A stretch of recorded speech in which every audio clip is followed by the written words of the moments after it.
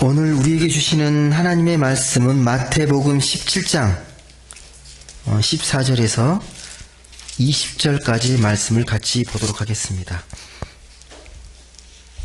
마태복음 17장 14절로 20절까지의 말씀 같이 보겠습니다.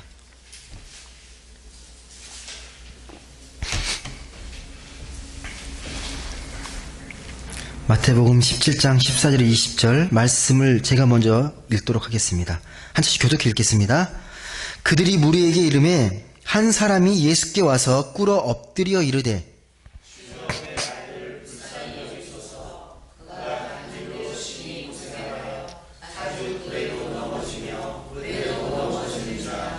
내가 주의 제자들에게 데리고 왔으나 능히 고치지 못하더이다.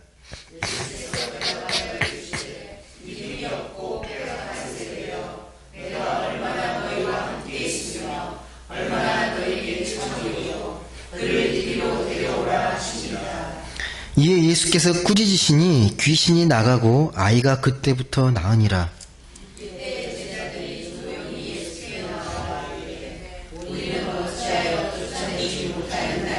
20절 같이 읽겠습니다. 이르시되 너희 믿음이 작은 까닭이니라. 진실로 너희에게 이르노니 만일 너희에게 믿음이 겨자씨 한 알만큼만 있어도 이 산을 명하여 여기서 저기로 옮겨지라 하면 옮겨질 것이요 또 너희가 못할 것이 없으리라. 아멘. 예. 오늘 믿음에 대해서 좀 같이 나눠보려고 하는데요. 우리 신앙생활의 핵심이 뭡니까? 우리가 신앙생활에 가장 중요한 것, 우리가 하나님 믿고 교회를 다니는 우리 신앙생활의 핵심? 예, 믿음일 겁니다. 믿음이 가장 중요하다고 우리가 많이 듣고 또 그렇게 강조합니다. 믿음이 없으면요, 정말 우리 신앙이 다 무너지게 됩니다. 믿음이 정말 중요합니다. 그래서 우리가 믿음을 강조하면서 이런 말들을 하잖아요.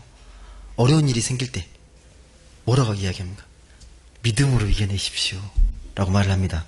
그리고 조금만 뭐 의심이 생기거나 그러면 이렇게 말하죠. 믿음이 없어서 그러신다고. 믿음을 가지시라고. 예. 또 이 말씀을 우리가 읽다가도요, 이해가 안 되거나 뭔가 좀 이렇게 뭐가 잘 잡히지 않으면 또 이런 이야기를 듣게 됩니다. 믿음의 눈으로 보세요. 믿음의 눈으로 보시면 보입니다 라고. 믿음에 대해서 되게 우리가 많이 강조하면서 씁니다. 또 어려운 일이 뭐 있는데도 흔들리지 않고 신앙생활 잘하면 또 이렇게 말하잖아요. 와, 저분은 정말 믿음 좋다고. 와, 정말 믿음 좋다고. 그렇게 얘기합니다. 강단에서도요, 믿음을 강조하면서 강요하는 경우가 있습니다. 목사님마다 다 뭐 색깔이나 다 나름대로의 어떤 기질이 다르시겠지만 말씀하시면서 믿습니까를 자꾸 반복하시는 분들이 계시거든요. 저는 그런 말을 안 해요. 아멘을 강요하고 믿음을 강요하는 것 같아서. 예, 본인 스스로 정말 기쁘게 아멘하면 괜찮겠지만 믿습니까? 믿으시면 아멘입니다 라고 하는 게 강요하는 거잖아요. 아무튼 이렇게 믿음이 되게 우리 신앙생활에 많이 강조가 됩니다. 근데 이런 식으로 믿음을 강조하다 보면요, 어떤 일이 나타나는지 아십니까? 예, 믿음이 중요한데 믿음을 이렇게 너무 강조하다 보면요, 되게 성도님들은 물론 이게 다 믿음의 정도가 강도가 다르겠지만 믿음이 없어도요, 믿음 없다는 말을 못합니다. 믿음이 있는 것처럼 행동할 때가 있어요. 믿음이 없는데도. 그리고 이제 속으로 자신이 믿음이 없다는 사실, 믿음이 약하다는 사실 때문에 되게 불안해하기도 하고, 내가 믿음 없음으로 인해서 나 신앙생활 한 지가 몇 년째인데 그 믿음 없는 거에 대해서 자책하기도 합니다. 믿음을 자꾸 강조하다 보면 이런 일이 우리에게 충분히 나타날 수 있는 일입니다. 이게 믿음의 강박증이에요. 근데 이 믿음의 어떤 이게 강조는요, 천주교보다 우리 개신교가 더 강합니다. 왠지 아시죠? 루터가 이 로마 카톨릭에서 우리가 종교 개혁했을 때 강조했던 구호가 있잖아요. 뭐죠? 솔라 피데, 오직 믿음으로, 오직 믿음으로를 강조했습니다. 그 경향 때문에 우리 개신교 신앙의 가장 중요한 중심의 축은요, 누가 뭘 하게도 믿음입니다. 믿음이 가장 중요합니다. 오직 믿음으로 우리가 하나님께 의롭다고 인정받는다. 이 믿음을 정말 강조합니다. 그러다 보니까 이게 오랜 세월이 흘러가면서 모든 문제를, 우리가 신앙생활에 나타나는 모든 문제를요, 믿음으로 치부하는 경향이 나타나기 시작했습니다. 모든 문제는 믿음의 문제다. 말씀도 믿음을 강조하잖아요. 그렇죠. 로마서 말씀 보면 뭐라고 기록되어 있습니까? 우리가 믿음으로 의롭게 된다 라고 기록되어 있고요. 복음서의 말씀도요, 예수님 믿음을 많이 강조합니다. 그 중풍병자에 걸린 그 친구를, 4명 걸린 사람을 4명의 친구가 이렇게 메고 오잖아요. 그러면서 뭐라고 말씀하시냐면, 그 친구들의 믿음을 보고 죄를 용서해 주신다라고 말씀하시고, 38년 그 혈루증 앓았던 그 여인도 어떻게 치유해 주십니까? 네 믿음이 낫게 있다라고 이야기합니다. 믿음을 강조합니다. 믿음을. 특히 오늘 본문 말씀도요, 믿음에 대해서 이야기합니다. 믿음을 강조하는 대표적인 말씀입니다. 오늘 내용을 이야기하면 그렇죠. 어떤 사람이 찾아와요. 그 사람은 아들이 있는데 아들이 간질병에 걸렸습니다. 간질병 아시죠? 예. 얼마나 괴롭겠습니까? 제 아들이 간질병으로 이렇게 막 불에도 뛰어들고 막 물에 뛰어들고 막 제대로 삶을 살지 못하는데 아버지서 얼마나 마음이 아프겠습니까? 무릎을 꿇고 간절히 청하는 거죠. 예수님, 간질병 걸린 제 아들 좀 고쳐주십시오. 제자들에게 찾아갔는데 제자들이 못 고칩니다. 예수님께서 직접 고쳐주십시오라고 간절히 원합니다. 그래서 예수님께서 뭐라고 말씀하십니까? 한번 17절 말씀 한번 보실래요? 그런 간절한 청원에 대해서 예수님께서 뭐라고 말씀하시는지 같이 읽어보겠습니다. 시작. 예수께서 대답하여 이르시되 믿음이 없고 패역한 세대여, 내가 얼마나 너희와 함께 있으며 얼마나 너희에게 참으리요, 그를 이리로 데려오라 하시니라. 책망합니다. 뭐라고 책망합니까? 믿음이 없고 패역한 세대. 믿음이 없고 패역한 세대라. 그러면서 유명한 말씀이 나옵니다. 그 뒤에 20절 보시면 뭐라고 나옵니까? 중요한 말씀이 나오죠. 우리가 하는, 너희가 병을 못 고치는 건 뭐 때문이다? 믿음이 작은 까닭인데 너희가 정말 겨자씨 하나할 만한 믿음이라도 있으면 할 수 있다. 너희도 고칠 수 있다라고 말씀합니다. 이 말씀에 따르면요, 정말 예수님이 마귀를 꾸짖자 마귀가 나가고 아이의 몸이 치유가 됐습니다. 이 사실에 대해서 제자들이 조용히 부끄러우니까 조용히 묻는 거죠. 명색 예수님이 제자인데, 예수님, 저희는 못 고칩니까? 제가 예수님의 능력을 경험했고 저희도 할 수 있을 것 같은데 왜 저희는 못 고칩니까? 라고 말을 했을 때 예수님의 답변이 이거예요. 너희의 믿음이 작은 까닭이다. 너희가 정말 겨자씨 하나할 만한 믿음이라도 있으면 고칠 수 있다 라는 게 예수님의 답변이었습니다. 믿음을 3번이나 강조합니다. 오늘 본문 말씀에요, 믿음이 없고 패역한 세대요 라고 해서 믿음이 여기 나와 있고, 믿음이 작은 까닭이다 라고 한 번 또 나와 있고요. 3번째로 겨자씨 하나할 만한 믿음이라도 있으면, 믿음을 계속 강조합니다. 믿음만 있으면 된다. 왜 이렇게 믿음이 없고 패역한 세대가 되었냐라고 한탄하시면서, 네가 너희라 얼마나 오랫동안 있어야 너희가 나를 정말 믿겠냐라고 그렇게 말씀합니다. 여러분, 이 말씀이 여러분에게 어떻게 다가오십니까? 이 믿음에 대해서 이야기하는 이 본문의 말씀이 어떻게 느껴지십니까? 믿음만 있으면 못할 게 없다. 간질병뿐만 아니라 모든 문제를 해결할 수 있다라는 이 말씀의 메시지, 여러분 정말 믿으십니까? 예, 제가 물어봅니다. 믿으십니까? 예, 어떠세요? 예, 믿음만 있으면 모든 게 해결될 수 있다라는, 모든 병을 고칠 수 있다. 간질병으로 대표되는 인간의 모든 문제들이 참 많습니다. 예, 많은 문제들이 있는데 믿음만 있으면 정말 다 해결되십니까? 그렇게 경험하며 살아오셨습니까? 어떠세요? 이게 사실이라면, 이 정말 사실이라면 우린 정말 걱정할 거 하나도 없습니다. 병원에 갈 필요도 없고요. 기도만 하면 되니까.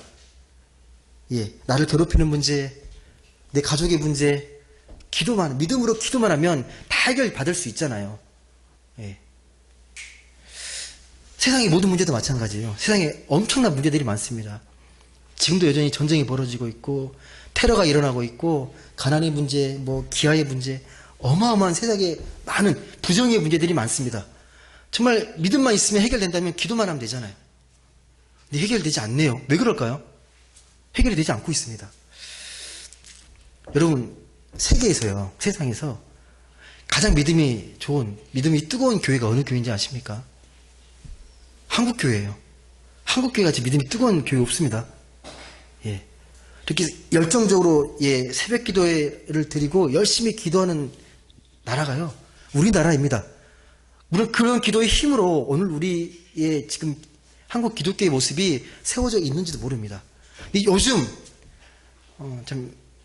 그렇게 열심히 기도하는 한국 교회가 사회 지탄을 받고 자꾸만 세상적으로 고립되어 갑니다.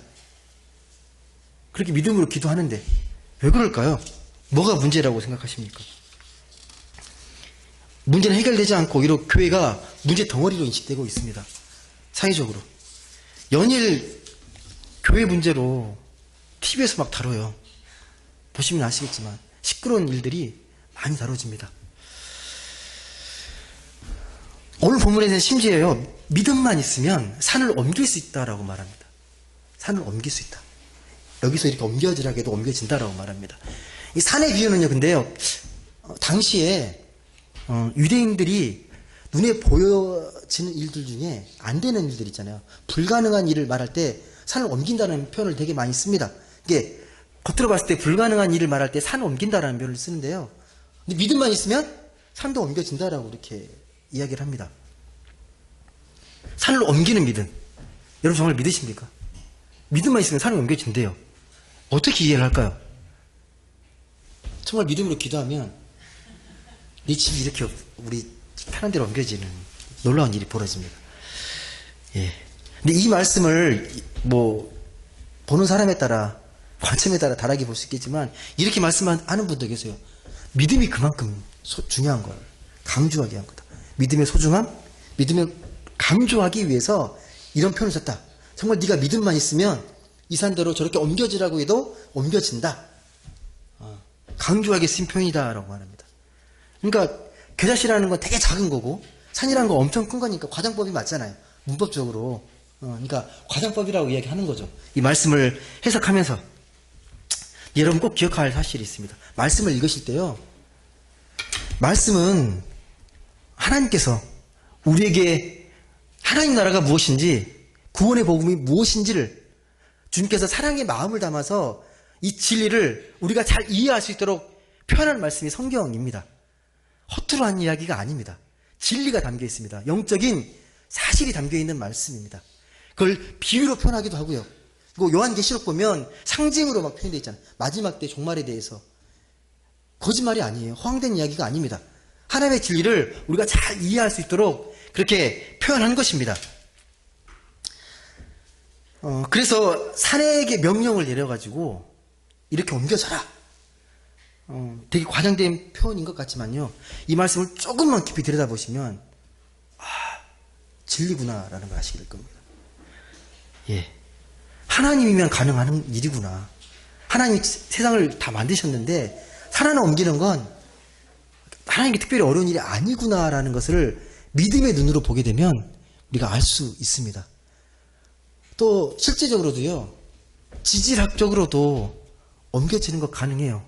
여러분 지금 보여지는 것만 이게 고정되어 있다고 생각하는데 옛날에 산이 바다가 되고 바다가 산이 되잖아요. 이렇게 지각이 움직이면 표층이 움직인다 그러잖아요. 제가 자연과학을 잘 모릅니다. 근데 그렇게 됐다고 합니다. 예. 그 산이 이제 나중에 바다로 잠기기도 하고, 또 바닷물이 해수면이 낮아져서 산이 이렇게 나타나기도 하고, 이렇게 지층이 움직여서 이렇게 지각이 변동되기도 하고. 예. 근데 여러분, 하나님이 하시려고 하시면 이 지구 모양도 바꿀 수 있지 않겠습니까? 우주가 어떻게 운행되는지도요, 하나님의 뜻이 새겨지면 충분히 바뀔 수 있습니다. 근데 산 하나 옮기는 게 우리가 볼 때는 불가능한 일이지만 하나님 보시기에는 전혀 불가능한 일, 특별한 일이 아닐 수 있다라는 겁니다. 산이 옮겨지고 하는 이런 것들이, 예. 여러분, 근데 이 지점이요, 우리 믿음을 확인할 수 있는 되게 중요한 지점입니다.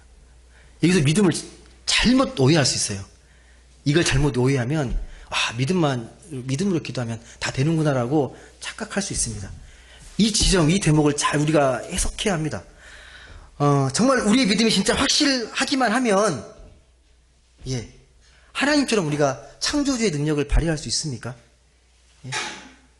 분명히 오늘 말씀해 보시면, 겨자씨 하나만한 믿음만 있으면 가능하다고 예수님께서 우리에게 말씀하셨습니다. 예. 믿음의 본질이 뭡니까? 정말 믿음이 무엇입니까? 문제는 이거예요. 정말 그런 하나님의 능력을 우리가 할 수 있는가? 내가 할 수 있는가? 그 믿음을 내가 발휘할 수 있는가입니다. 어떠십니까? 그러니까 간질병도 고치고 귀신도 내쫓고 인간의 모든 고통스러운 문제를 믿음의 기도로 해결하고 선도 바다로 옮기고 가능합니까? 믿으세요? 이 모든 문제가 우리 믿음에 달려있다. 네. 다시 말씀드리지만 이걸 잘못 오해하면요, 믿음의 왜곡이 나타난다니까요. 제자들이 착각하는 게 뭔지 아십니까? 제자들이 착각하는 게 이솝우화에 나오는 이야기인지 모르겠지만요, 쥐였나요? 그때 정글에서 쥐가 막 걸어가니까 막 동물들이 막 피하잖아요. 와, 네가 무서워서 피하나 보다.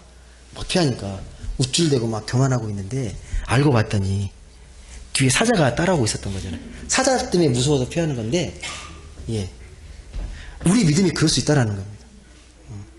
우리 믿음이요, 내가 능력 있는 걸로 착각할 수 있다라는 거예요. 내 믿음이 아닌데 내 믿음인 것처럼, 내가 신앙생활 오래 하고 내가 하나님 잘 믿으면 네가 능력자인 것처럼 착각할 수 있다라는 겁니다. 오늘 말씀에 제자들이 했던 큰 실수가 그거예요. 아, 내가 예수님의 제자인데 이런 병 하나 못 고치겠어? 못 고쳐요. 나에겐 그런 능력이 없기 때문입니다. 전혀 없습니다. 여러분, 이게 좀 전문 용어로 믿음 지상주의라고 그래요. 믿음의 지상. 그냥 믿으면 다 돼. 믿으면 다 해결될 수 있어. 그러니까 정말 말씀을 그러한가, 말씀을 지혜를 쫓아서 기도하면서 말씀을 이해하고 말씀을 받아들이는 게 아니라 덮어놓고 믿는 거죠. 덮어놓고. 그래서 한국교회에 많은 병폐들이 나타났습니다. 가장 큰 문제가 뭔지 아십니까? 예. 믿음으로 성전 건축. 예. 믿음으로 성전 건축. 그냥 성전 건축하면 다 하나님의 뜻인 거예요. 무조건 하나님의 뜻인 거예요. 그래서 그에 참여하지 않으면 믿음 없는 거고. 그러다가 일이 잘못되면 믿음 없어서 그런다고. 그러다가 상처받고 또 교회가 깨지고 막 그러잖아요. 어떤 분들은 믿음으로 병 고친다고 병원도 안 가잖아요. 여러분은 그러지 않겠지만, 하나님 주신 것들을 잘 활용하지 못하고 오직 믿으면 다 돼. 이걸 착각하면 그렇게 된다니까요. 여러분 이해 안 될 수 있겠지만 믿음을 잘못 오해하면요, 믿음을 그렇게 이해하면 병원 안 가신다니까요. 갈 수가 없어요. 예. 하나님 다 고쳐주시는데 왜 병원 가냐는 거죠. 예. 오히려 저는 그래서요, 믿음을 자꾸 강조하는 건 역설적으로 저 사람이 믿음이 없구나라고 저는 생각합니다. 자꾸 믿음을 강조하는 건요, 오히려 역설적으로 믿음 없는 것을 좀 커버하려고, 내가 믿음 없는 걸 커버하려고 자꾸 믿음을 이야기하는구나 라는 생각이 듭니다.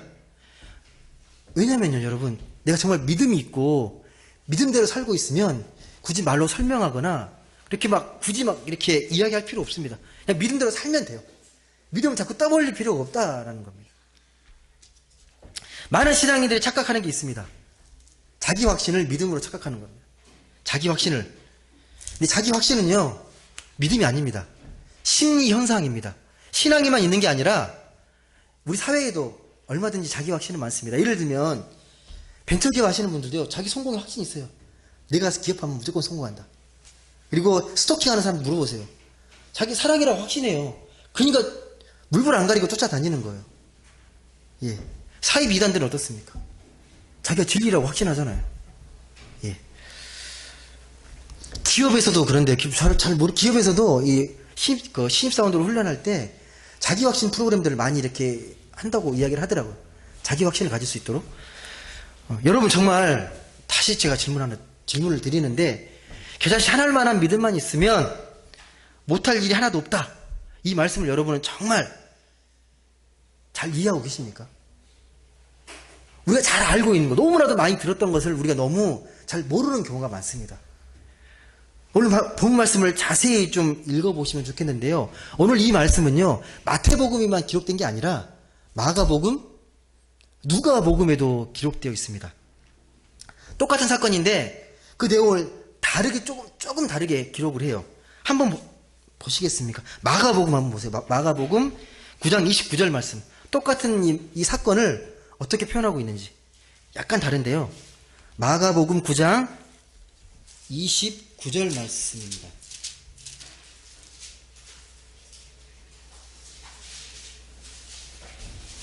똑같은 사건인데 29절 말씀 어떻게 이걸 이야기하는지, 예수님의 말씀인데 마가복음 9장 29절 말씀 같이 한번 읽어보겠습니다. 시작. 이르시되 기도 외에는 다른 곳으로 이런 종류가 나갈 수 없느니라 하시니라. 뭐라고 이야기합니까? 이런 능력이 어떻게 나타났다? 기도 외에는 능력이 나타날 수 없다. 하나 더 찾아보죠. 누가복음에도 똑같이 기록되어 있는데 누가복음 9장 43절 말씀입니다. 누가복음 9장 43절 말씀.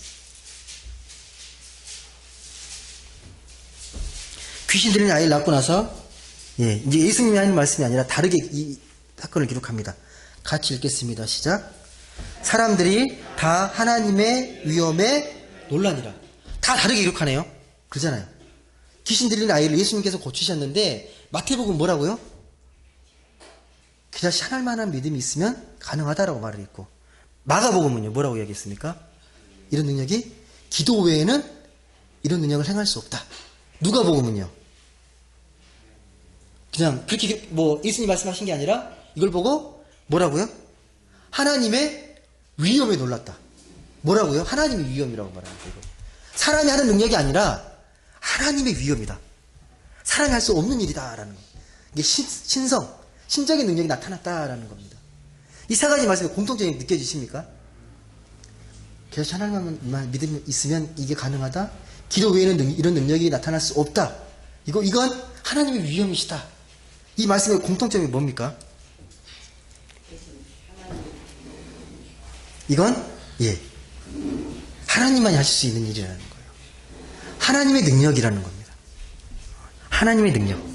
예수님만 치유할 수 있는 사실이라는 겁니다. 그러니까 다시 정리하면 이거예요. 이 세 말씀을 우리가 공통적으로 정리하면 귀신 들린 아이를 고친 건 예수님만이 하실 수 있는 하나님의 놀라운 위엄이고, 여기서 말하는 그 믿음은 완전한 믿음이구나. 온전한 믿음이구나. 어설픈 믿음이 아니라 하나님과 하나 되신 그 온전한 믿음이 예수님에게 나타났구나. 그리고 예수님만이 온전한 기도를 드리셨구나. 그 온전한 기도를 통해서 이런 놀라운 능력이 나타났구나. 정리해보면 어떻습니까? 예수님이 하나님의 아들이시구나라는, 이걸 말씀해 주시려고 하는 거예요. 이 사건이 있기 전에 어떤 일이 있었는지 아십니까? 말씀의 그 흐름을 따라가면요, 이 사건이 있기 전에 예수님이 세 제자를 데리고 변화산에 올라가잖아요. 그게 어떤 사건입니까? 변형되잖아요. 거기서 예언자를 만나면서 예수님이 하나님의 아들이시라는 것을 그런 놀라운 그런 사건을 통해 보여주시고, 그 능력이 고스란히 나타나잖아요. 우리가 사는 세상 속에서. 이건 사람이 하는 능력이 아니고 온전히 예수님의 능력, 하나님의 능력이라는 것입니다. 진정한 믿음이 무엇인지를 우리에게 명확히 보여줍니다. 근데 고민이 생기잖아요. 그러면 그럼 예수님만이 참 믿음을 가지신 분이시니까 우리 믿음은 어떤 믿음? 아무것도 할 수 없는 믿음이지 않나? 그런 고민 안 되십니까? 정말 우리에게 이 믿음이라는 게 가능한가? 믿음이 가능하십니까? 우리 믿음대로 살아왔잖아요. 한번 저에게 질문해 보십시오. 믿음이 가능합니까? 라고 저한테 물어보십시오. 제 대답은요, 가능하지 않다입니다. 가능하지 않다. 죄송하지만요, 우리에게 믿음의 능력이 없습니다. 전혀 없습니다. 사실입니다. 우리에게는요, 간질병을 아이를 고치고 산이 바다가 되고 이런 능력은 내 능력이 아닙니다. 하나님의 능력이기 때문에 나에게는 이런 건 없습니다. 이런 능력은 누구에게 나타나느냐? 예수님처럼 하나님과 하나 되신 하나님 아들에게 나타나는 고유한 능력입니다. 근데 여기에 우리 신앙의 역설이 있습니다. 예, 기독교 신앙의 신비가 여기에 있어요. 우리는 예수님이 하나님의 아들이라고 믿잖아요. 예수님이 하나님의 아들이라고. 어떻게 여러분 믿게 되셨습니까? 예수님이 하나님의 아들이시라고. 정말 하나님의 아들이 어떻게 인간의 몸을 입고 어떻게 인간이 하나님이 됩니까? 여러분의 생각으로 이게 믿어지십니까? 안 돼요. 어떻게 믿고 계신 거예요? 어떻게 믿으셨습니까? 우리는 그럼에도 불구하고 예수님이 하나님의 아들이시라고 믿잖아요. 예, 믿게 하게 된 동기가 무엇입니까? 어떻게 믿으셨습니까? 응? 우리가 어떻게 예수님이 하나님의 아들이시라는 걸 믿으셨죠? 믿게 되셨죠? 내 안에 그런 능력이 없다니까요. 믿음의 능력이 없어요. 누군가가 나를 깨우쳐줘야 가능합니다. 깨닫게 해주셔야, 보게 해주셔야 가능한 거죠. 내 안에 그런 능력이 없으니까. 저번 시간에 말씀했지만 루디아가 말씀을 깨달았던 건 자기 능력이 아니었잖아요. 성령께서 그 마음을 열어주셨잖아요. 마음을 열어주시고 깨닫게 하고 감동을 주셨으니까 온 가족이 믿고 세례받고 하나님의 자녀가 된 거잖아요. 마찬가지입니다. 내 안에 믿음의 능력은 없습니다. 하지만 우리를 깨우쳐 주시는 성령이 계십니다. 성령께서 우리를 믿음의 눈으로 예수가 하나님의 아들이심을 영안을 열게 하셔서 보게 하신다는 거예요. 예. 착각하지 마십시오. 신앙생활을 오래 할수록 착각하게 되는 게 뭐냐면요, 내 믿음의 연륜이 쌓이고 시간이 가면 갈수록 네가 능력이 좋은 것처럼 생각할 수 있어요. 여러분 백날 죽다 깨어나도요, 여러분에게 능력이 없습니다. 전혀 없습니다. 가능하지 않습니다. 우리 모두에게 이 믿음은 가능하지 않습니다. 보여주셔야, 깨우쳐 주셔야 우리가 하나님의 아들 예수가 하나님이심을 우리는 그제서야 비로소 알게 됩니다. 근데 많은 사람들이 착각해서 내 믿음으로 뭔가를 이룰 수 있다고 착각을 하세요. 예. 목사님들도 그러세요. 내가 능력이 있는 목사라고 생각하시는 분들이 계세요. 목사에게 능력이 없습니다. 목사를 통해 역사하시는 하나님만 계시죠. 예. 정말 능력이 있다라면요, 그런 기도의 능력이 있다 그러면 하나 옮겨보라고 한번 해보세요. 그걸로 시험할 수 있어요. 정말 믿음의 능력이 있으시면 한번 저 산 좀 옮겨주세요 라고 한번 청해 보십시오. 이걸 못하면서 간질병 고친다, 이건 새빨간 거짓말이에요. 예.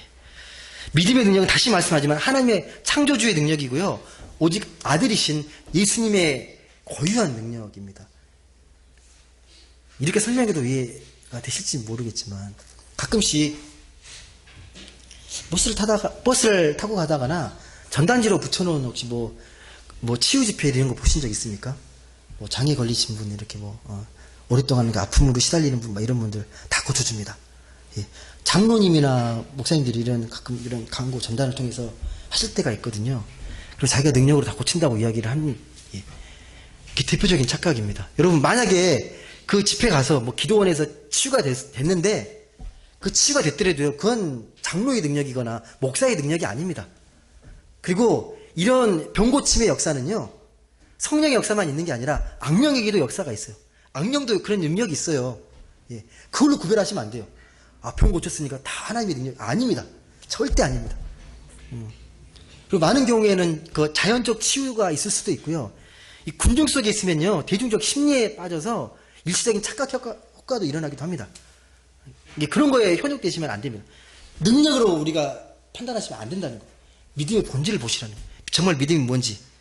자, 다시 한번 질문 드릴게요. 그럼 우리에게 정말 믿음이 가능합니까, 그러면? 믿음이 가능합니까? 앞에서 제가 불가능하다고 말씀드렸는데, 이제는 믿음이 가능하십니까? 예. 거꾸로 가능하다고 제가 말씀드릴게요. 자, 말장난 하는 게 아니고요. 예. 중요한 건 뭐냐면, 무엇을 믿느냐입니다. 무엇을 믿느냐. 능력을 믿는 게 아닙니다. 그러니까 간질병을 고칠 수 있다는 사실을 믿는 게 아니고요, 산이 바다에 들어갈 수 있다, 이걸 믿는 게 아닙니다. 우리가 믿는 건 하나님의 아들 예수 그리스도입니다. 그분의 능력을 우리가 바라보는 거지, 예, 우리가 그 능력이 있구나, 이걸 믿는 게 아니라는 거예요. 오직 예수의 능력입니다. 왜 능력하면 자꾸 우리가 자주 쓰는 말씀을 인용하는 구절이 있어요.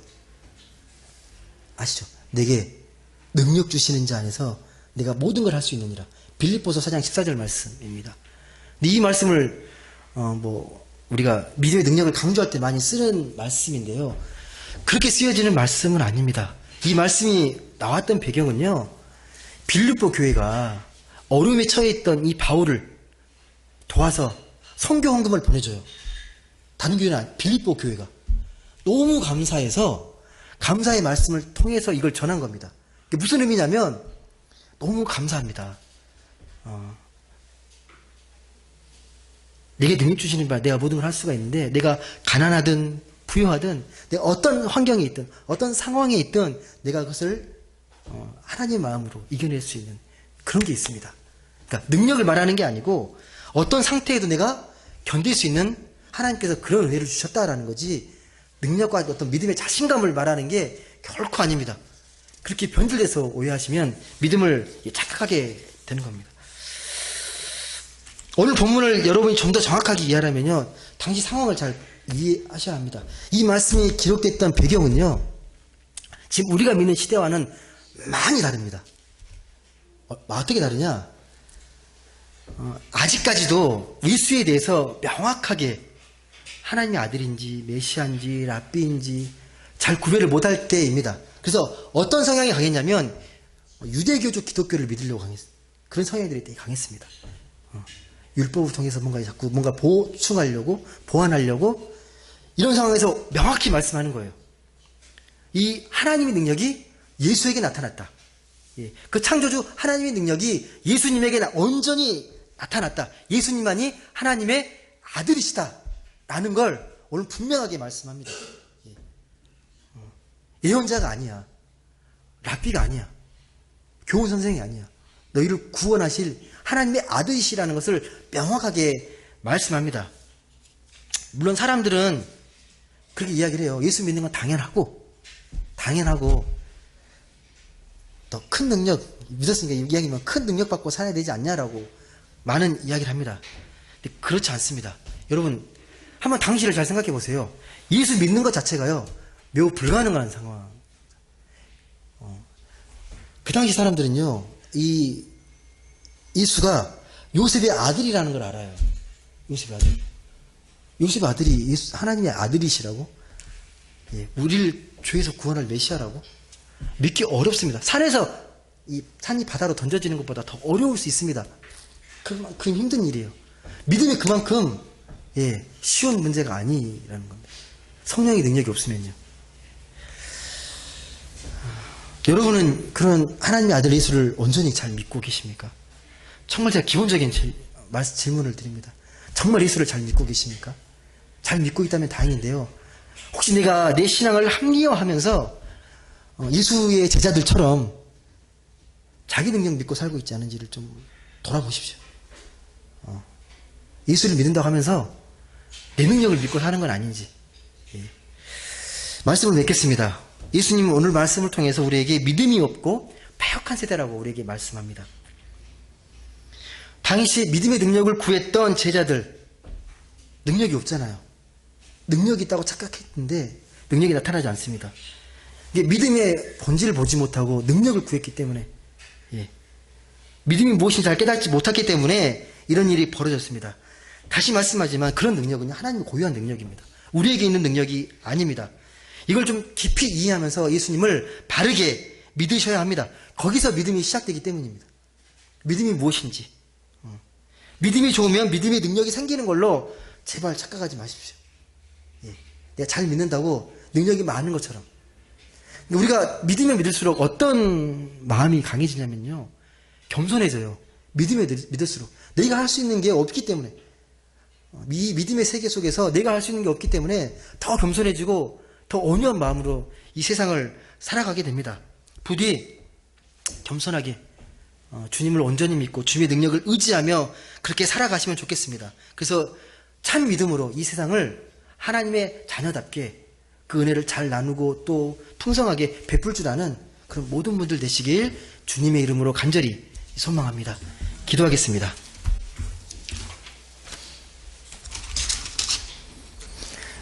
사랑의 하나님 감사합니다.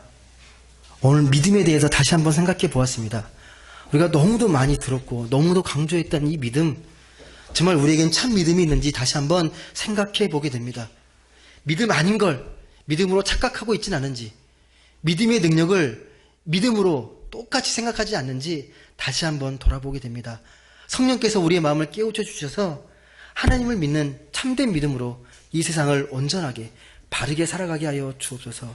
세상 살아갈수록 더 겸손히 하나님의 능력을 바라보는 게 아니라 하나님만 바라보면서 하나님이 우리에게 베풀어 주신 그 은혜에 깊이 감사하며 주님께 의지하며 살아갈 수 있는 귀한 믿음 저에게 허락해 주옵소서. 감사드리며 사랑이 많으신 예수님의 이름으로 기도드립니다. 아멘.